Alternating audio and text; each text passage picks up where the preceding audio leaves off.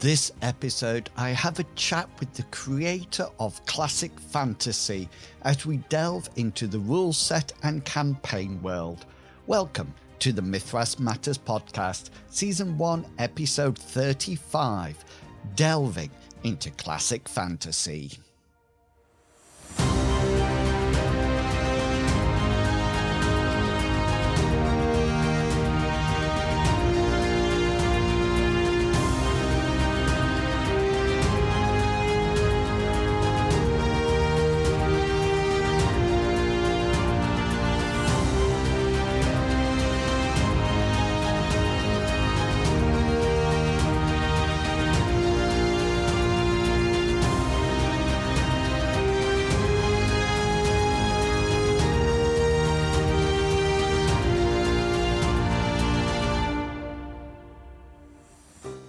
Hello and welcome to Mythras Matters, a podcast dedicated to the Mythras rule set and all its supplements. As always, I am your host, Inwils, and welcome to April. Now, I am not going to do the classic April Fool's joke and say that I am terminating the podcast. No, the reason I'm not doing this is mainly for two reasons, actually. First, I'm not sure if April Fool's Day actually translates into other countries or whether it's just an English thing. And secondly, by the time you listen to this, it might be after midday in the UK, which means that the joke's on me. So let's just leave all that fooling around. Every time I start to explore a new part of the design mechanisms community of games and people, I come across something that I want to learn more about. Classic Fantasy is something that I bought when I was first looking around for a new rule set to play. I had started a campaign in D&D 5th edition, but as a new GM or DM to the rule set, I was finding that players knew so much more than me, and I was literally just rolling the dice that I was being told to roll. I wanted something new and exciting, and, well, I have to admit it, a game that was more lethal. I still have Classic Fantasy on my bookshelf behind my camera when I'm set up for streaming, and I was so excited when I managed to secure a chat with the creator of the game. So without further ado, here is the chat.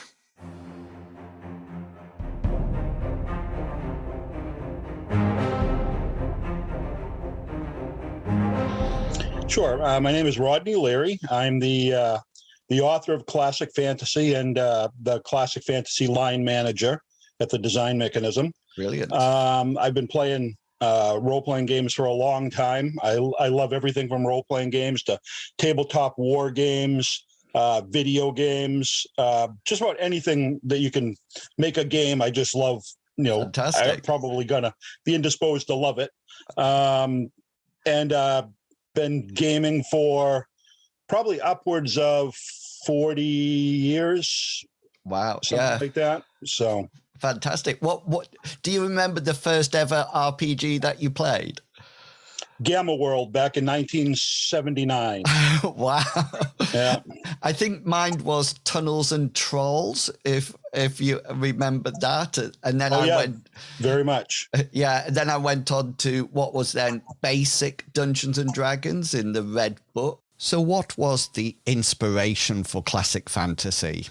Classic Fantasy gets its inspiration from Dungeons and Dragons and other level-based games. Yeah. Back in probably the early 1980s, after playing Advanced Dungeons and Dragons, actually for quite a while, I discovered RuneQuest, and RuneQuest kind of blew my mind as being a non-level-based fantasy role-playing game, something I'd kind of never heard of before. Yeah. So the first thing I did is convert my existing Dungeons and Dragons campaign over to RuneQuest. Fantastic. And we pretty much started playing that way for a very long time, to the point where I didn't want to go back to a level-based role-playing game. One of the things that always bothered me about level-based role-playing games was the accumulation of hit points as you go up in level. I completely agree. Yeah. Yeah. And once you get to a point where you're taking more damage than an African elephant, it's kind of hard to justify the reality of it. Very much so. So in a way, that is the origin of Mythras Classic Fantasy. It was just a continuation of my conversion of Dungeons and Dragons and other level-based games to a completely different system that I actually, really, really enjoy. Yeah. And I think that is sort of like bore out in the rule book and everything. And I totally agree with you about hit points. That was one of the major stumbling blocks that I had with, I started with Advanced Dungeons and Dragons First Edition, and once you were getting high level, a house could fall on you, and you would still sort of like get up and walk away. So, how long has Classic Fantasy been around? Did it come out after Mythras or at the same time as Mythras? No, actually, it predates Mythras. It was originally released by Chaosium as one of their monographs. And it was Basic Role Playing's big gold book when that came out. I was the lead play tester on that particular set of rules. Yeah. And Jason, the author, had contacted me after and asked if I'd be interested in writing something for the big gold book for Basic Role Playing. Yeah. And at the time, I'd never written anything, but I was always very flowery in my descriptions of stuff when I would give him examples of what rules worked and what didn't work. So I think he kind of thought, maybe I could, take that and actually, write something interesting. Yeah. So I presented, 3 or 4 different ideas to him, and he kind of said, well, I think you should go with the fantasy one. It sounds fun. So I wrote up a proposal and I submitted it to Chaosium, and they liked it and asked me to do it. So I originally wrote up Classic Fantasy under the Basic Role-Playing system, which doesn't differ all that much from Mythras. But correct, yeah. How long ago was that then? Can you remember? 10 or 11 years ago, probably, maybe. Wow. Yeah, maybe around there. And then Mythras came later on then from a different starting point. Because I think Mythras is very much based on RuneQuest. Yes. And matter of fact, when I'd written up Classic Fantasy for Chaosium, the Basic Role Playing, the big gold book, is full of options which you can tailor it the way you want it to be. And I always used every option that made it just like RuneQuest. So fantastic. I had the hit location tables. I had everything in Classic Fantasy back then. So again, that's why I'm saying it translated really easy over to Mythras, just because I'd already was using those options anyway. Yeah. And I think where I bought the book, really, the rule set really early on, and you can feel that through the rules. There's a lot of RuneQuest in there, and obviously Mythras has then evolved from it as well. So, what do you think is the main difference or the similarities between Classic Fantasy and the Mythras core rulebooks? There's not a lot of changes really from Classic Fantasy. People tend to think there are some changes or some major differences, but there's a lot less than people really notice. Like the first thing they'll look is they'll see the character classes, and they'll say, well, now it's a class-based system as opposed to, non-classes. Or then they'll see that, each class has 5 ranks. So say, well, now it's a level-based system, which Mythras isn't a level-based system. But they tend to ignore the fact that all my classes are professions, which are already in Mythras, with special abilities. And the special abilities are just derived from the fact that Mythras has guilds and brotherhoods with 5 ranks. And these ranks sometimes give you special abilities as you increase in them. So I really didn't make that up or add that to Mythras. it was pretty much always there. It's just not necessarily, it's toward the back of the book, might not be something that a lot of people are even familiar with, but it's really nothing new. As far as other things that I added that differ, well, the magic systems, I definitely made magic systems that, while utilizing, core Mythras concepts, they incorporate spells and stuff that are very, level-based, D&D type games and stuff like that. All the classics like Fireball and Lightning Bolt and Cure Minor Wounds and Magic Missile, all the spells that people kind of grew up with are in there. So, but other than that, some new monsters, you could pretty much take a Mythras adventure and convert it to run in classic fantasy with little to no trouble, and vice versa. For that matter. So, and I must admit, I used the monsters from classic fantasy in my Mythras campaign as well, mainly because there's some classics there, and things like the Rust Monster, which must be my all-time favorite monster, so that it felt familiar as I sort of like, I wanted to say evolved, but that almost like sounds that one system is not as good as the other, which I wouldn't want to say. But as I sort of like transferred from 5th edition into Mythras, and I actually looked at classic fantasy as well, and it really helped me with the understanding of things like hit location. The equipment tables are fantastic, and all the armor and weapons that are brilliant. Combat, is that the same as Mythras in classic fantasy? Yeah, it's exact. There's nothing. I pretty much utilize all of the combat rules from Mythras for classic fantasy. The only thing different is I have some miniatures combat rules, which could be used in either classic fantasy or Mythras, or vice versa. There's no reason why you can't play Mythras using just the normal combat rules from I'm sorry, there's no reason why you can't play classic fantasy without just using the regular rules from Mythras, if that's what you want to do. But if you want to use miniatures, I got some very detailed miniatures rules as well. So fantastic rules they are as well. What's the expert set? Because I noticed that was around, but I'm not too sure what that is. When classic fantasy came out, because of page limit, I could really only have rank 1 through 3 spells, which is kind of putting you around between the probably level 1 through 6 spells in like Dungeons and Dragons as an example. So I could only have like spells of rank 1 to 3, leaving out the rank 4 and 5 spells, and some of the more powerful monsters and stuff I had to leave out.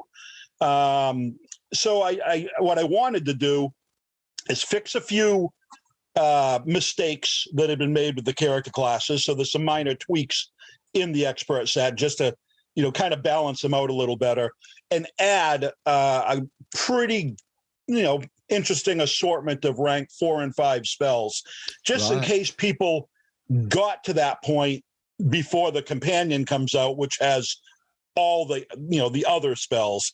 So it was just, some people play the game faster than others. And so. No, that sounds brilliant. And there's quite a lot of, I was just looking on the Design Mechanism webpage in preparation for today, and there's quite a lot of adventure modules out for it as well. Yeah, I think we're at, I want to say 8 or 9. I could be off on that, but quite a few. And there's, there's still more in my my folder, of ones that have been proposed and stuff like that. That it's just I've been so tied up right now with the Unearthed Companion that I really haven't been able to devote as much time to the adventures or, as I would like to. Hopefully, when this companion is finished, we can go full bore on some more adventures, and plus I have other things lined up as well. So fantastic. So when will the companion be gracing our shelves then? Oh, it's going through editing right now. It's already had a preliminary editing pass, and it's reverted back to me, and I'm making a few tweaks and changes here and there to, catch some things that I missed and remove a couple things that may have not been as well thought out as I would have liked, unfortunately.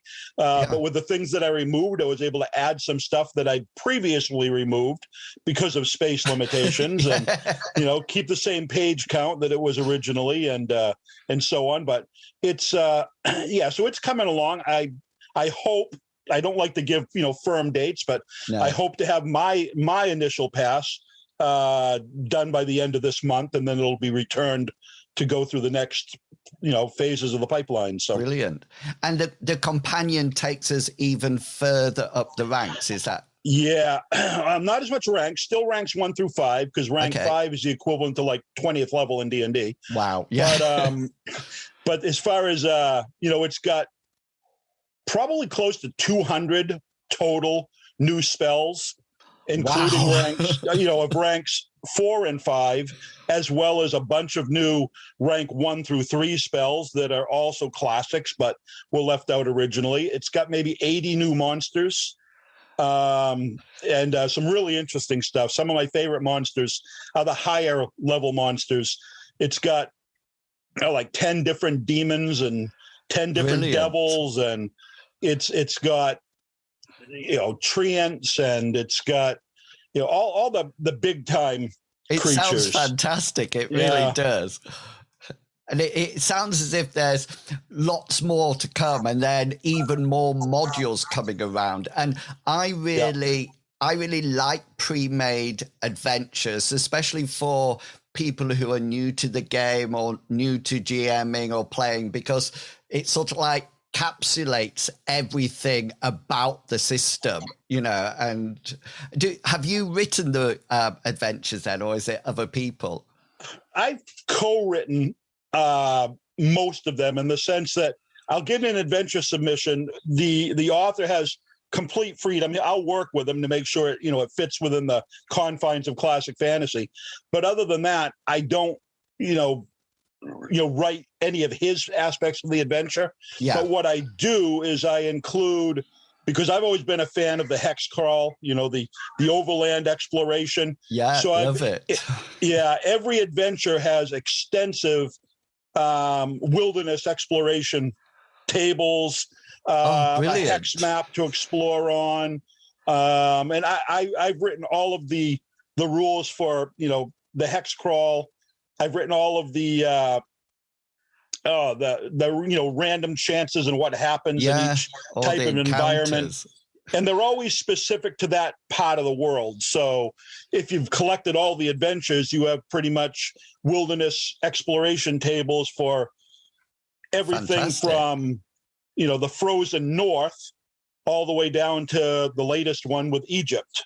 So you have encounter tables in every adventure. So that sounds absolutely fantastic. And I must say, I'm a great fan of wilderness adventures. I'm actually working on a video at the moment talking about how important the journey is, as well as where you end up in an adventure. So do all the modules come together in a land? Is there sort of like a campaign world associated with classic fantasy?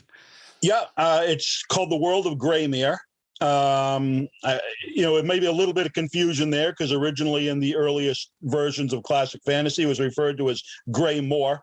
But unfortunately, which obviously was derived from Greyhawk and Blackmoor, my two favorite D&D settings. But another large, hugely, named company, which does not need to be referenced, came up with their own supplement for their world called Greymoor. So we decided, rather than step on any toes, we just rename it.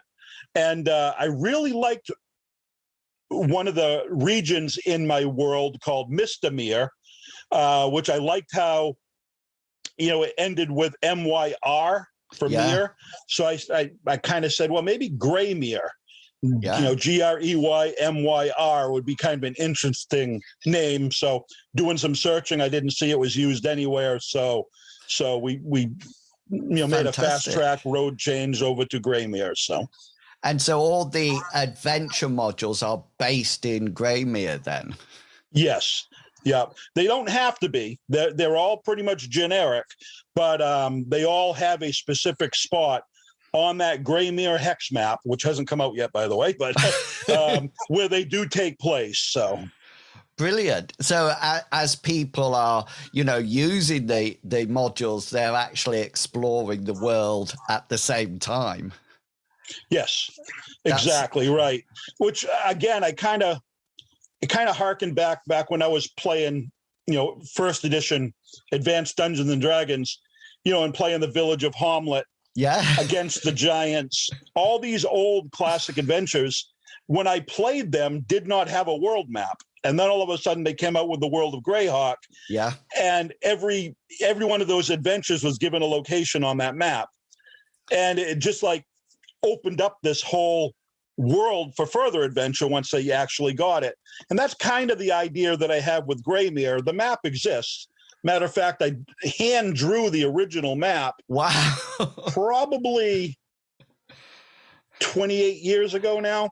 Fantastic. And I've been playing in that world off and on using different systems for a very, very long time. So it must be quite an honor to see your campaign world public, and being shared across the world. Yeah, it was kind of freaky. Across the world. You're not kidding. Classic fantasy itself has just been, it's been published in it's Germany, just came out in France. Wow. And Spain. So fantastic. That's absolutely, and the podcast is quite far-reaching as well. So you might have some demands to translate it into other languages in the future as well. Yeah, actually, me and Lawrence are just talking about the possibilities, not just of classic fantasy, but of getting Mythras in some other countries and stuff. So yeah, we very much hope that ends up being the case. That's brilliant. Are you mainly a game master then? Do you take the lead role in there, or do you prefer to play? I'm not going to say I prefer to play. I love being a game master, but I've been the game master pretty much. If I have played, if I have run role-playing games or been in role-playing games 100 times, then I have been a player 3 times. Yeah. if you wanted to figure out the actual odds. I am in a long-running online game right now, run by one of our adventure writers, Shea Webster. Right. He wrote M1 and M2, which was I'm drawing a blank now as far as what the names of the adventures were. Terror on Etten Marsh, I think, was one of them. That was M1. Yeah, and then M2. Moonspike Tower. Yes, yeah. He wrote both of those, and he also created Mystamir. That's his region. When each writer presents an adventure to me, I pretty much let them choose a region of the world of Greymyr that they can develop as their own. And he chose this region way up in the north of Greymyr, and called it Mystamir, and he's developed it brilliantly. It's just a really awesome micro setting in this much larger world, where he's set his 2 published adventures, and he's currently running us through on a weekly online game. That's absolutely. I'm sorry, not a weekly, a bi-weekly online game. Do you know, I've often tried to write adventures for publications, but I just know that's not my strength. I love to game master, and I think I'm always one of those people that is there. If people want to play, I'm always the person who says, I'll game master it or I'll DM it, so, but I think it's fantastic that they've got all these little areas themselves that they've created. It's a real collaboration for the final game world. Yeah. Oh, absolutely. And I want each person that writes for us, as far as classic fantasy goes, to feel like they have as much say in how their adventure fits into my world as I do creating the world. Yeah. Yeah, it's that and that is very clear from what you're telling us about today. So, who would you recommend classic fantasy to? I would recommend classic fantasy for anyone that has played, level-based role-playing games, and they're looking for the feel, but maybe they're a little tired of the same old system. Yeah. Somebody that they can make a change to a different system, but still feel the familiar of, the classic monsters and the classic spells and, of course, the classic classes. Yeah. So anybody that's, tired of, here's a good example. Parties trudging through this wilderness area along a path, and a few bandits, step out in front of them with crossbows aimed firmly at their chest, and they essentially are demanding, the party's money. Yeah. And I could just see it. And, the party's like, shoot us. You're going to do 1 to 8 points of damage, and I have 56 hit points. Yeah. It's just like there's no real threat from normal things once you reach a certain level in level-based games. And as a game master, I could easily have said, all right, but if he shoots you, he's going to kill you because you're not trying to get away. Yeah. But again, I like to play the rules as written.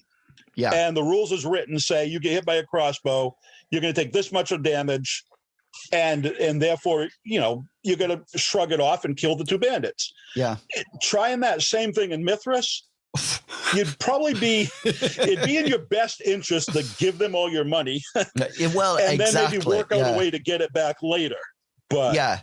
And I think that's what you've said there is exactly why I moved from 5th edition to Mythras, in the sense that all of a sudden combat, well, two things. Number one, the combat can be deadly, and so it is a threat. And I was never a fan of people just sort of like thinking, oh, we can just storm this castle, it doesn't really matter, they'll only do 1d8. But the other thing that I really liked was that fighters could become experts, with their combat specials and things like that in Mythras. And I really like that aspect of it as well.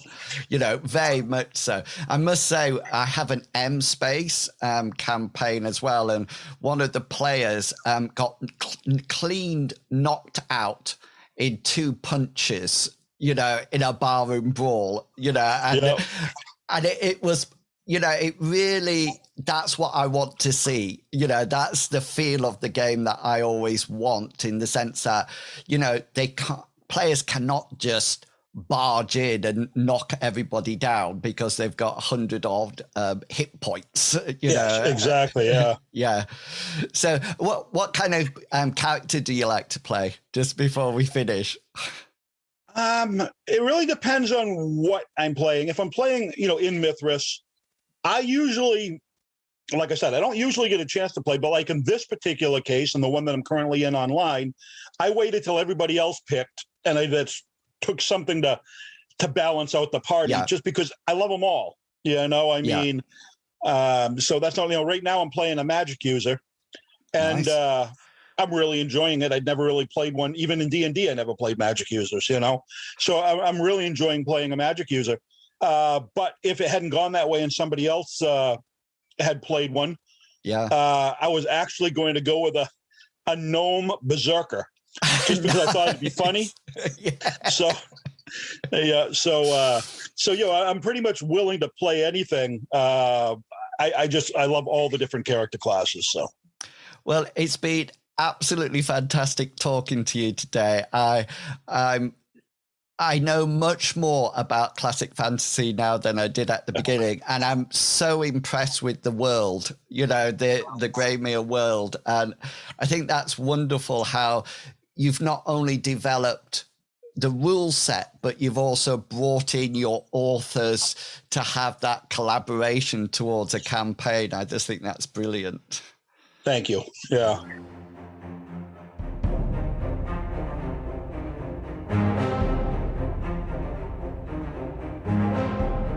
Wow, I was so impressed by Rodney and classic fantasy. I really do wish that I had that creative gene in my body that would allow me to create adventures for publication. With my part-time job, I have to work towards publishing my research, and I am just as bad at that. I really did like how the campaign world was growing and the authors and writers of the modules got their own idea within the world. A true honour. Maybe I'll get a small island named after me so I can one day feature in the world. Just a tiny little island far away. Maybe just called Inwils Isle? Or maybe the Isle of Inwils.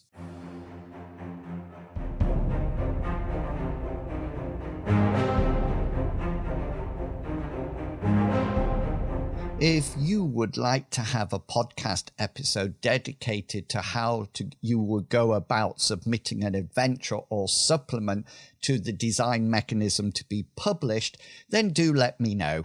I'm sure I can get a panel of fantastic people together to have a chat about that. And remember, if you would like to contribute to the podcast, then why not drop me an email or message and let me know what you would like to cover. I'm always looking for reviews or chats with people. So if you are interested, you can email me at inwils@gmail.com or send me a message on the various forums I frequent.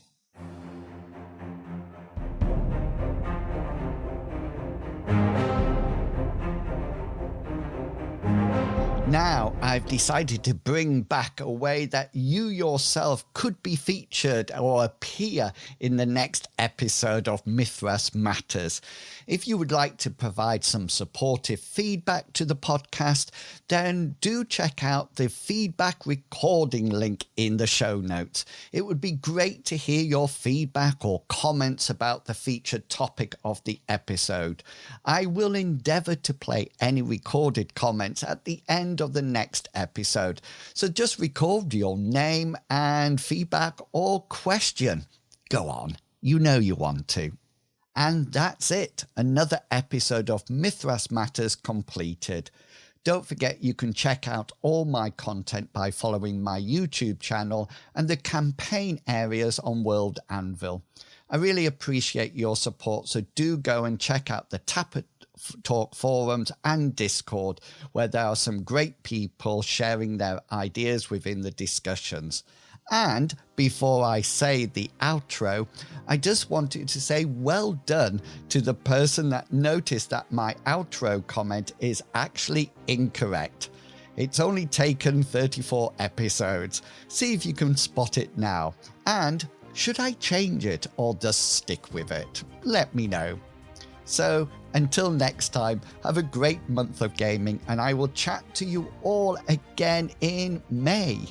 Until then, I hope all your opposed roles succeed and provide you with a well-deserved special. Thanks for listening, everyone. See ya. Bye.